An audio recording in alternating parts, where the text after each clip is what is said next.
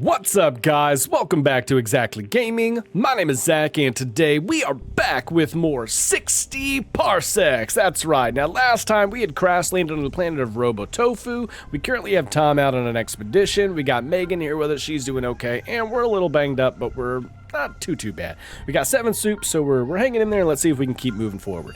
Captain, behind you, a 3-headed rusky. Oh, apologies, Captain. I did not predict this routine exercise would make you jump like that and hit your head. It looks bad. You've got red on you. If you have anything to treat the wound with, I strongly suggest you use it. Yeah, well, let's use the duct tape instead of that. See if that can actually heal us up. That would kind of be a win. Let's go ahead and craft a communicator module because we do have one, but it could get busted. Never know when you're going to need something else. And Tom hopefully is going to come back bringing food. Let's go ahead and skip to the next day. Day 37. Hopefully Tom's coming back. There we go. There are approximately 1,337 possible applications for duct tape. Tending to wounds is, of course, one of them, even if it's only a makeshift dressing. Tom has found his way back from the robot statue. He's really tired of asking if somebody could warm up some soup for dinner. He looks a little confused. Tom took a pretty nasty fall while climbing the statue. Ouch. He uncovered some sparkling gems fitted into some elements of the statue. He pulled them out with the shovel. That's okay, banged it up a little. As usual, Tom searched the location for anything useful. Sure enough, something more was found. Tom knows a working communicator. Well, we don't have to make that one then, I guess. Well spotted, Astro Citizen. The fact that you could find soup out there will never cease to amaze me. Anyway, Tom has returned bearing soup. 4 soup, nice. We got some more resources. Oh, so resources are funded, good. And we're starving, so not hurt anymore. The duct tape was effective there, and we didn't even mess it up. So way to not use that first aid kit. That's good shit. All right, what would you like to do? We can't craft anything. We can upgrade some stuff, though, for sure. Let's go ahead and upgrade the crafting module. That'll kind of be a fun one. Should also upgrade the expedition system probably, but we still have that for that. So let's go ahead and send Megan out. She's doing fine. Megan, you're going to the bomb craters. All right, go and take the mask. And that's it. And live long and prosper, Megan. All right. Tom's doing okay. He's weak and tired. I'm starving a little bit, but I'm fine. Captain, there's been this constant interference in our comms of late. It's like musical notes playing on repeat. It's starting to become annoying. You could do something about it, but it might just stop if we keep ignoring it. Who should deal with this conundrum? Let me, because I'm just starving, but I'm fine. I'm otherwise the smartest. So let's do the captain. And then she's going to go out. He's going to be fine. We're going to wait another day for food. Skip to the next day. Perfect. Day 38. All right. Right, Megan's gone. You finally figured out what to do about the repeating sound pattern. It needed to be answered, almost like an interstellar mating call. That's just a metaphor, I think. You hummed the logical conclusion to the sequence. The artifact we found previously unexpectedly shimmered for a bit, but other than the sound stopping, nothing else happened, all right? Megan left to explore a bunch of holes in the ground. Riveting, all right? So we got a couple things damaged that we could repair after we do upgrade the crafting module, but let's also see what else it'll let us craft. Okay, what's going on today? I do need to eat today, so let me go ahead and click that before I forget, because I don't want him starving. He's just weak, but he's fine. An alien vessel is approaching. Their ship is rigged with a light show synced to the music they started blasting as soon as we opened comms. Captain, they're playing rockabilly. Tom is already grooving to the beat. The aliens claim to be of the Dancelord tribe, and they're searching for the best dancers in the galaxy. They claim to challenge our tribe to a dance-off, specifically a sock hop. If you don't accept, they'll vaporize us with their ultra-high-frequency speakers. How will you defeat the Dancelords? I think we're going to go with our flexibility as opposed to our strength, because not the strongest crew, but I think we can bust out some flexible moves. Let's see. Day 39. Come on. Big whammies. Big whammies? Big money, no whammies. That's what you're supposed to say. Not big whammies. You and Tom accepted the Dance Lord's challenge, but lost the dance-off. Fuck, big whammies indeed. When the aliens beamed you up, you both stumbled onto the dance floor, and it was all downhill from there. Poor rhythm, shoddy footwork, not even a pair of sequined jackets could have saved you. The Dance Lords honor anyone brave enough to step onto the holy dance floor. Their leader, Warbop, spared you, but warned that you'd better have sweeter moves next time. Captain, I detect an SOS signal coming from somewhere on the planet's surface. I'll do the necessary calculations to pinpoint the exact location for your convenience. Expect more details soon. And Megan's still exploring. Tom's still her friend. Great. We got the crafting module too.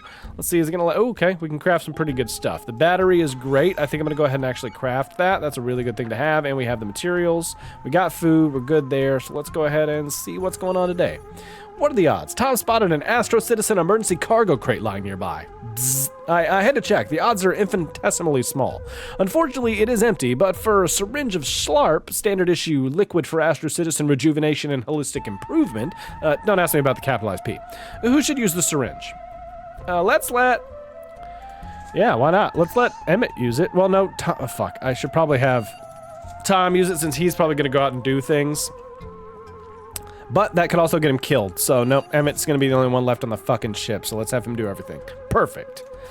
All right. Should be good there. Let's skip ahead. Day 40. All right, not bad. Well, 40.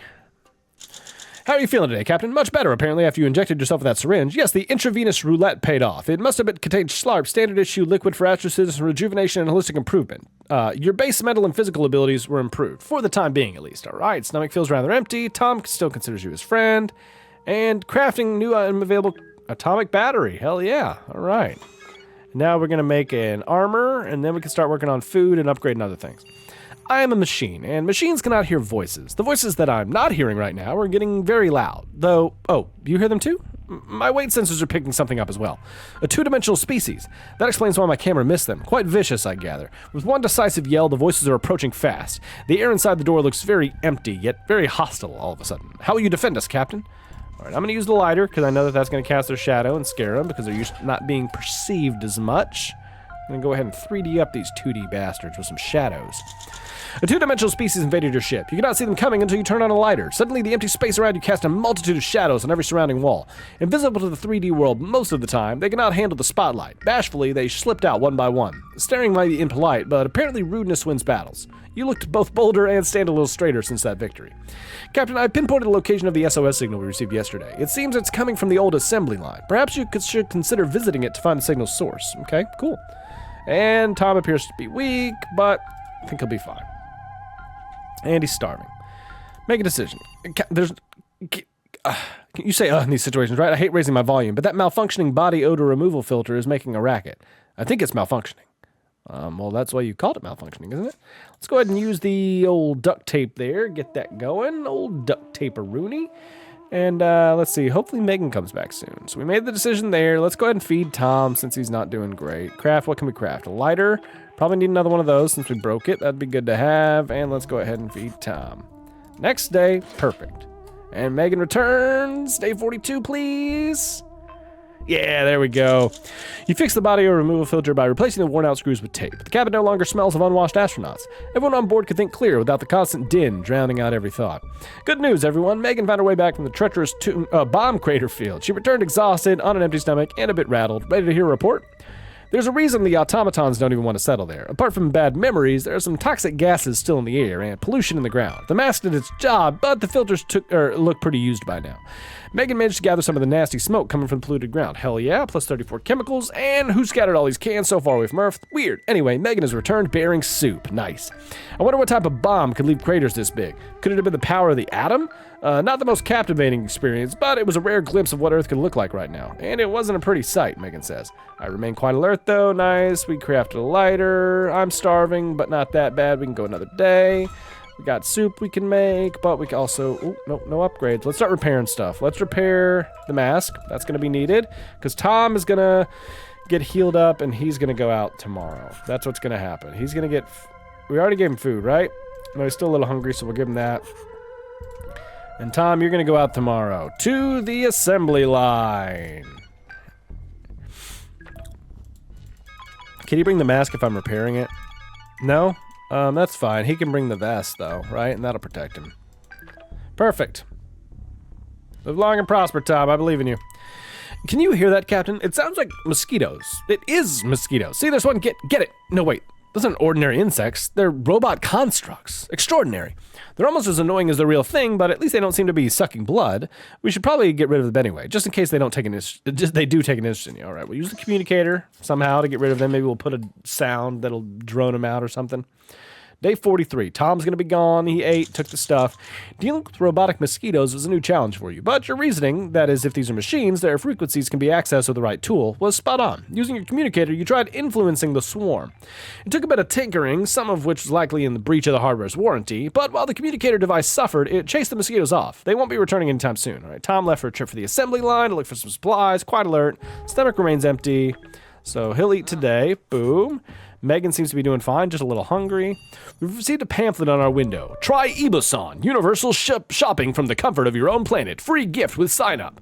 Wow, neat. The Ibusan networks let you order pretty much anything except food and water, and it'll arrive via portal within 1 to 2 galactic business days. There's a catch, though. The account creation process requires you to jump through some hoops. I mean, literally. You have to leap through a string of temporal portals to become verified. The fine print says there's no risk of death or dismemberment, but insanity is possible. How do you want to tackle this? Well, not with my wimpy strength. I guess we're going to go with my flexibility. All right, and we're going to repair the shovel. Why not? Let's start getting everything kind of back to normal. I don't want to start losing stuff. So we'll eat. We'll do that. Day 44. Hell yeah. You touched the floor and quickly sprinted through the Ibasan sign-up portal, disappearing into the dimension breach with a flash of blue lightning. The shuttle rocked and you popped out the other side of the portal unharmed. The fine print of the pamphlet expanded to show you that it would take 1 to 2 galactic business days for your verification process, at which time you could begin your universal shopping experience. The pamphlet then expanded again to define 1 galactic business day as 525,600,000 minutes, or 1,000 Earth years. Finally, the pamphlet scanned the shuttle to see if you qualified for the promised free gift, and determined you did not. When you asked why not, the pamphlet said you had violated the terms of service, but refused to explain further. Then it vanished in a cloud of annoying paradoxes. Repairs complete. New item available. Shovel. Hell yeah. Right, so we're a little hungry. She's starving. We're going to continue to repair stuff. Next up is going to be the little artifact. One of the robotic denizens of the planet is eager to test himself against you, Captain. He's letting you make a choice between a test of wits or physical prowess to prove his superiority. It's either logic riddles or running around the shuttle to see who makes the most rounds before giving up. Which shall it be? I'm going to use my genius intellect and best this robot in a battle of wits. She's starving. I don't know how many days she's been starving. I think it's just 1, but just to be safe, she's one of my expeditioners. We're going to go ahead and hook her up with some food. Day 45. All right. A contest of logic puzzles against an automaton was risky, but you won. All it took was applying some lateral thinking. Your opponent just couldn't wrap his circuits around it. The robot took his defeat graciously and thanked you for the entertainment as he was leaving. Too bad we didn't take bets. All right, still quite alert, still hungry. Repairs completed. New item artifact. Let's repair the book, and then we'll repair the communicator. Captain, a hole appeared right next to our shuttle overnight. It's producing smelly vapors and nasty gurgling. While it's not an immediate threat, I'd appreciate if you'd made it stop. The smell is foul, the noise annoying. We both offend my sensors. All right, tape, but I'm pretty sure that's the animal, right? Isn't that like a big animal or something? Let's see. Well, let's use the tape, see how that works. Day 46. Oh, hey, Tom's back. I appreciate Megan taping over the hole in the ground. You congratulated her, but realized the hole was actually a mouth. The camouflaged creature's gob gaped open, and its thrashing about gave you a fright. Problem solved. Now about your deteriorated mental health. Tom returned from his expedition to the assembly line. He looks tired, a bit hungry, and shaken. He says the assembly line is old and deserted. The automatons avoid it. Looks like new robots aren't manufactured in the city anymore. Tom inhaled a lot of toxins in that old building. He has a nasty cough now. Tom picked up some components from a lab in the back. I'm sure we can use them for. Oh, nice. While searching the upper levels of the assembly, a faint beeping sound caught Tom's attention. He followed it downstairs to a dusty, cluttered basement and along the deactivated lines to a far corner of the room. The beeping stopped as soon as he approached a rusty body of an old robot missing a head. Next to it was a small, half-disassembled robotic animal? Must have been some kind of mecha animal the robots produced to keep them company. And this one looked a lot like a dog. A chihuahua, to be exact. Tom brought the broken robo-dog to the ship. I'm not sure why. It's deactivated. It looks like a pile of junk. Unless you figure out a way to fix it, it's just clutter. I suppose you could use it as a paperweight? Oh, there it is. I didn't see it at first. I was like, where is it? The fact that you can find soup out here will never cease to amaze me. Anyway, Tom brought back some soup. Hell yeah. All right. Tom says the assembly line is pretty run down and unsettling. Why'd they stop expanding the population? I don't know. We're going to find out. Look at the robo-dog. It needs a lot of work. Well, we could probably work on it. The walls are closing in. You're growing paranoid. You're having constant invasive thoughts of going outside, even though you'd probably die. Someone has to tell you, Captain. You have shuttle fever. The good news is, this is normal. Claustrophobia is inevitable in this situation. The bad news, the only cure is to find a way to entertain yourself. What do you want to do? Let's not use the sock puppet, because I want to use that for an emergency. Let's just use the soup, because that's replaceable. Right, Tom's doing fine. He's just a little tired. She's hungry, but she's fine. She's going to go on an expedition back out to the village and see if she can grab any goodies. Length, it's going to be a long one, so she'll be gone for a bit, but she's going to bring the mask that I fixed, right? Yep. Perfect, and she's going to bring... nothing else. That's fine. She'll just bring that, and we'll go see what she can get into. Go, Megan, go! Day 47, all right. You used the soup to cure your shuttle fever. You even shared some with Tom, but as soon as the meal was finished, he gave you a sad, empty look that made you realize not even the pleasures of the palate could liberate you from your cold alloy prison. Wait, were they eyeballing you? You grabbed your spoon and nearly jammed it in the nearest eye that wasn't yours. Fresh, warm eyeballs. Wait, what? You saw the look of sheer terror in your compatriot's face and immediately changed your mind about eating them. Oops. Okay, yeah, so that's fine. That's good. That's good. We did it. We're fine. We're fine. All right. Captain, we have unwanted visitors. A horde of robotic penguins have the shuttle completely surrounded. They appear hostile unless they're brandishing those knives for some other reason. They're They're lawn penguins, Captain. The kind of cheap decoration a wealthy robot would put in his front garden. Their computers have all been hijacked by a murderous virus. How will you deal with them? We're gonna blast them. I mean, we're gonna blast them. That's why we got it. Get the gun out of the case, baby. We're blasting. Get that laser pistol. Day 48. You brace the door shut and crouch with the gun in your hand. Praying it would be enough to stop the horde of murderous yard penguins, or at least let you take some of them with you. But after a few hours, you got sick of waiting and opened the door. The penguins are gone. There was only an obscene shape carved in the dirt in front of the shuttle. Wow, real mature, guys. Captain, my sensors are detecting groups of and individuals circling our shuttle at regular intervals. This is most upsetting. Interesting. Captain, are you all right? Those weird spots on your arms are a little worrisome. Can you see them? Please wait while I search the medical database. I'm searching. Unfortunately, I am unable to identify your affliction. I'm afraid you'll have to diagnose it yourself. That shouldn't be too hard. Doctors are overrated. Can you do that, Captain? Yeah, let's use the book, diagnose it, make sure we're all fixed up. Let's make sure he gets a can of soup to eat. Bing, bang, boom. He's fine. What can we repair? The communicator. Done. Perfect. Next day. Megan's probably not going to be back yet because her trip's going to be longer. Weird spots appeared in your body yesterday. Luckily, you found a solution in the handbook. The spots were the first symptoms of potentially dangerous and highly shameful ailment. At least it was easy to cure. All you need to do was follow the step-by-step instructions in the handbook. All right, Megan's still out. Repair the communicator. According to Tom, one of his claims to fame from his days as a first responder in Lost Kitten Rescue was jury rigging, a cutting-edge new kind of first aid kit that saved many lives. Tom's put together a presentation about his awesome and 100% original invention. This all sounds more like cheap marketing than actual medical science, Captain. Listen to Tom's presentation? Yeah, sure. Maybe something good will come out of it, who knows. Let's go ahead, speaking of which, let's go ahead and craft a first aid kit, because we're definitely going to need one. All right, next day, nobody really needs anything. Resource science specialist alert. He's just a friend. Great. No other special abilities there, Tom.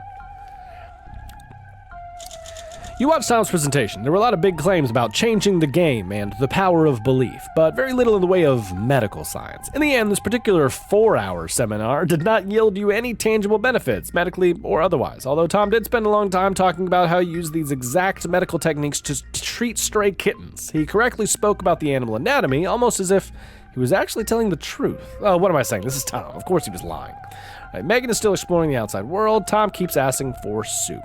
Uh-oh.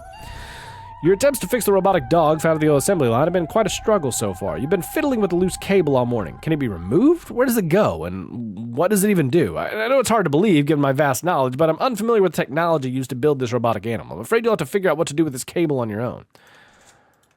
I don't know. Let's look at the book. Let's read. How about we read? How about we try to learn? Gang? We're working on the first aid kits. That's still going to take a bit. Day 51. Let's see how that went. Oh, shit. Good thinking, Captain. You consulted your handbook's chapter on electronics and figured out the correct connection. To be fair, you were really close before. You were trying in the right socket. All you needed to do was flip the plug. Due to lack of news on Megan, I think it's safe to assume she won't be coming back. Well, fuck. And now there's a fucking...